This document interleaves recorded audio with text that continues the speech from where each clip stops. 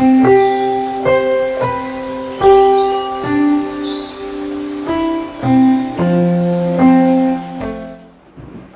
Doctor Vijay Kumar cardiologist हूँ। Patient आया heart से संबंधित, उसको कोई प्रॉब्लम है, लाइक चेस्ट पेन है, तो चेस्ट पेन में जो है हम लोग सर्वप्रथम उसका पूछते हैं कि किस तरह का चेस्ट पेन है।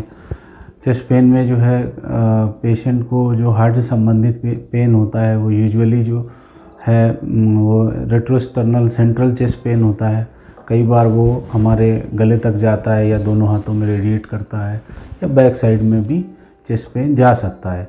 अगर उस तरह का चेस्ट पेन हो रहा है तो ये संभावना होती है कि उसकी कोरोनरी आर्टरीज में ब्लॉकेज हो सकता है, ऐसी संभावना हो सकती है। तो उसके लिए हम लोग आगे उसमें जो है जैसे ईको वगैरह करते हैं या ट्रेडमिल टेस्ट करते हैं। अगर वो पॉजिटिव आ जाता है तो आगे एंजियोग्राफी के लिए एडवाइस करते हैं मरीज़ को। और एंजियोग्राफी में अगर ब्लॉकेज आता है फर्दर डिजीज़ को इवेलुएट करते हैं कि बीमारी उसकी दिल की नसों में जो है बीमारी है या नहीं है, और वो कितनी परसेंटेज की बीमारी है, और उसका आगे इलाज क्या है कि उसका मेडिकल मैनेजमेंट दवाइयों से इलाज है या स्टेंटिंग से इलाज है या आगे बाईपास सर्जरी की उसको आवश्यकता है। इसके अलावा जैसे किसी पेशेंट को जो है धड़कन की प्रॉब्लम होती है, किसी की धड़कन कम हो जाती है, बहुत ज़्यादा कम हो जाती है, या किसी की बहुत ज़्यादा बढ़ जाती है, तो उसका भी इलाज हम लोग यहाँ पर कर रहे हैं।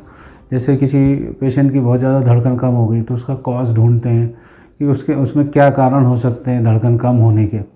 अगर उसको आगे मान लीजिए कि उसको पेसमेकर लगाने की ज़रूरत है तो वो भी हम लोग यहाँ पर लगा रहे हैं, पेसमेकर लगा सकते हैं कैथ लैब के अंदर, और मरीज़ को ये सुविधा भी यहाँ पर हम प्रोवाइड कर रहे हैं। इसके अलावा जो है जैसे पेशेंट कई बार आते हैं हार्ट फेलियर के, जिनकी जो है पंपिंग कम होती है, काफ़ी कम पंपिंग है, किसी की हार्ट का फंक्शन कम है, सांस ज़्यादा फूल रहा है, या डायलेटेड कार्डियोमायोपैथी है, उसका कॉज ढूंढते हैं, ईको वगैरह करते हैं। फिर आईसीयू में जो फैसिलिटी मरीज़ को हार्ट फेलियर की दी जाती है उसको हम हार्ट फेलियर की मैनेजमेंट की फैसिलिटी आईसीयू में हम देते हैं। और उसके बाद मरीज़ को फॉलोअप में भी रखते हैं। उनकी जैसी परेशानी है, उनके जैसे सिम्टम है, समय समय पर उन्हें बुलाते रहते हैं, और बुलाने के बाद में उनका इवैल्यूएशन फिर से करते हैं, और उनको जिस तरह से उनकी ट्रीटमेंट मॉडिफाई करना है तो ट्रीटमेंट मॉडिफाई करते हैं।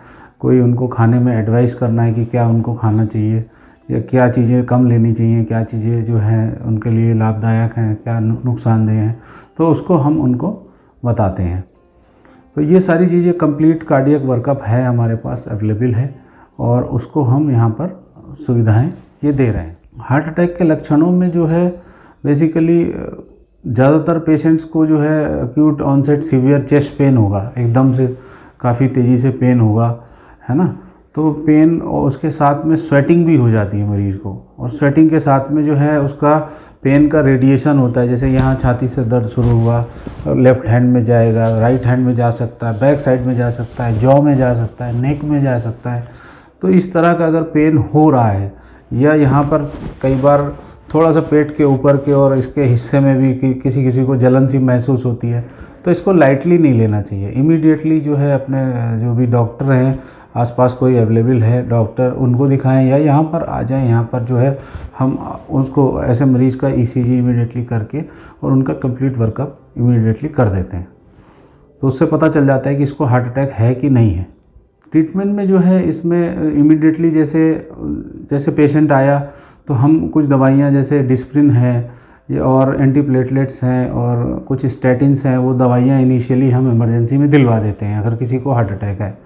और इमरजेंसी में ये दवाइयाँ दिलवाने के बाद में फिर मरीज़ को जो है हम आईसीयू में ले लेते हैं और उसको प्रिपेयर करते हैं। अगर वो रेडी है एंजियोग्राफी एंजियोप्लास्टी के लिए, तो एंजियोग्राफी एंजियोप्लास्टी हम उनकी इमीडिएटली कर सकते हैं। इसमें बहुत इम्पॉर्टेंट चीज़ ये है, जो सोसाइटी के लिए मैसेज है, जो रिस्क फैक्टर हैं उनको कम करना है। रिस्क फैक्टर हमारे क्या क्या है? स्मोकिंग है, डायबिटीज़ है, हाइपरटेंशन है, ओबेसिटी है ना, फैमिली हिस्ट्री किसी को है हार्ट डिजीज़ की, तो इनको देख के हमें जो है मरीज़ का उस हिसाब से इवैल्यूएशन, इन स्ट्रेस फैक्टर्स को एक तो कम करना है, जैसे स्मोकिंग को बंद करना है, शुगर है तो शुगर को कंट्रोल करना है, ब्लड प्रेशर है तो ब्लड प्रेशर को कंट्रोल करना है, और किसी को स्ट्रेस है तो स्ट्रेस को दूर करने की कोशिश करनी चाहिए। तो ये सारी चीज़ें कंट्रोल करके, और किसी को कोलेस्ट्रॉल है, कोलेस्ट्रॉल बढ़ा है तो उसकी जांच करेंगे, कोलेस्ट्रॉल अगर बढ़ा है तो उसको उस तरह से डाइट के द्वारा या दवाइयों के द्वारा जो है उसको कंट्रोल करने की हम लोग एडवाइस देते हैं, और जिससे कि मरीज़ का आगे बीमारी ना बढ़ने पाए। और उसका जो भी ट्रीटमेंट है अगर उस समय है तो उसको एडवाइस करते हैं। जो स्मोकिंग नहीं लेनी चाहिए, जो पेशेंट बीपी के हैं उनको नमक कम लेना चाहिए, है ना, नमक कम से कम लेना चाहिए। बीपी की दवाइयाँ जो हैं वो रेगुलर लेनी चाहिए।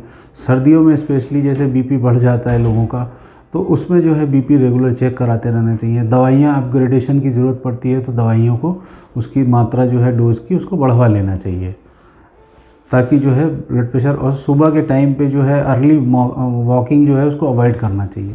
जब धूप निकले तब वॉक करें, सुबह यूजुअली अवॉइड करें। सर्दियों के टाइम पे अर्ली इन द मॉर्निंग थोड़ा धूप निकले तब वॉक कर सकते हैं, ये है। और डाइट में जो है बहुत ज़्यादा ऑयली चीज़ें ये अवॉइड करनी चाहिए, फैक्ट्री मेड चीज़ें अवॉइड करनी चाहिए। कोशिश करें कि घर का सादा बना हुआ खाना खाएं, और उसमें जो है फैटी चीज़ें अवॉइड करें, जो ज़्यादा फैटी चीज़ें हैं उन्हें नहीं लेना चाहिए।